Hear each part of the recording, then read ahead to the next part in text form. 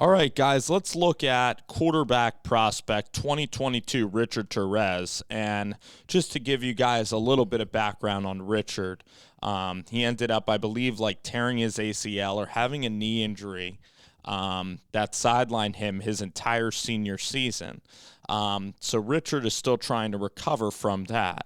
Now he's 6'6". He plays, in a high school outside of San Antonio, and I believe it might be like a 1A or a 2A high school. He just started playing football several years ago. He's a multi-sport athlete, but we're going to watch his highlights.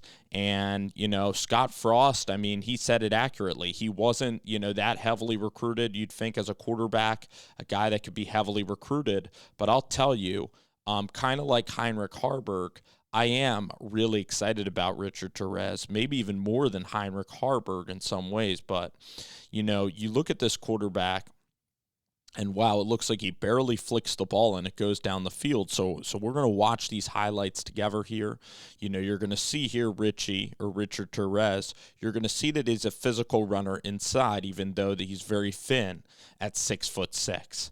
Obviously, he has elite size and height for the position. Now, is he too tall? You remember that kid Gentry that went to Michigan. You obviously remember some of the really tall quarterbacks, like Nate Cox and Brock Osweiler. And sometimes if you're too tall, it might not be effective. You might want to move then to a tight end, which is what Tyree Jackson and Logan Thomas are doing. But I don't want to see that be the future of Richie Torres. The thing that I like here is that what I really like about that extension play, and you might say, hey, this is small level high school football and this is not going to be applicable to the Big Ten, and you're absolutely accurate.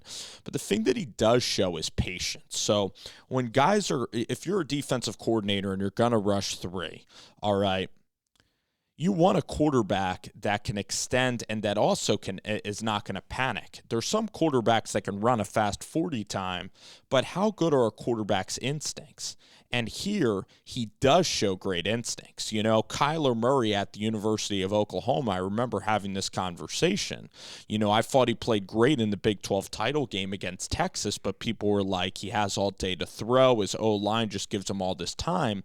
But I said, listen, just because a quarterback has all day to throw, it still takes, great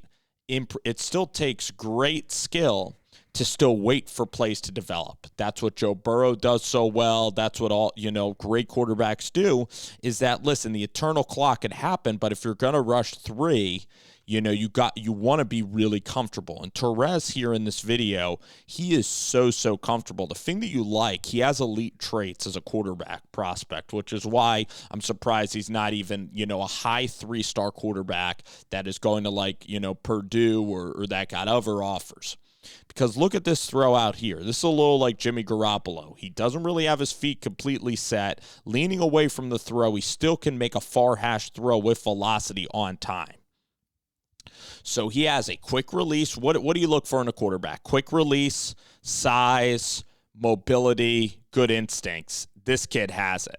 And, this kid is cerebral. So I'm really excited about Richard Torres. Like, Richie Torres, there's a world in which this kid can be an outstanding quarterback, high level. So I think that this is absolutely just could be one of the higher upside commits that Nebraska has, and if not, he's going to add depth to that room.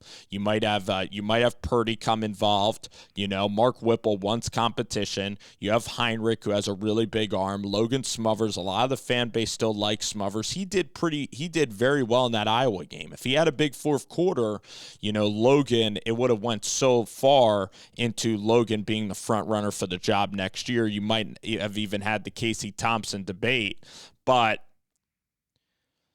you look at Thompson, the experience he provides, he's obviously going to be the front runner for the job. He's accurate. He has a quick release, kind of like this kid. I mean, this kid though has a bigger. This kid's just a lot. Has more size, a bigger arm, all of that. But again, Casey Thompson, it's going to matter about processing speed. It's going to matter how he can recover from the injury. All of that is going to, it's going to be important. And you see some really tall quarterbacks. Unfortunately, I told you, sometimes if you're so tall, whatever, they think your release is too long, or you have to change positions, but I really don't want to see that happen. I obviously want Richard to be the quarterback at Nebraska. You see quick release, that's what you like. I mean, usually with a tall guy with long arms, it's tougher to have a quick release. He does show that. He does throw a touch on the football. There is misdirection. So obviously, the senior year we were deprived of highlights from Richard because of the injury. But we see here the talent. We see mobility. This is a really exciting prospect. It's one where you're going to have to monitor how he does in spring practice. He's going to be a guy that's going to come in as a 3-star recruit, and he's going to have to beat out, the likes of, maybe Purdy, and definitely he's going to compete with Thompson, and we'll see how quickly he could shoot up the boards. But he's going into a good quarterback room. You have Smothers that has great mobility. Smothers is a guy that operates the offense pretty well. Then you have Heinrich, who has a really big arm, also some mobility. So Nebraska's getting some talented guys in the quarterback room.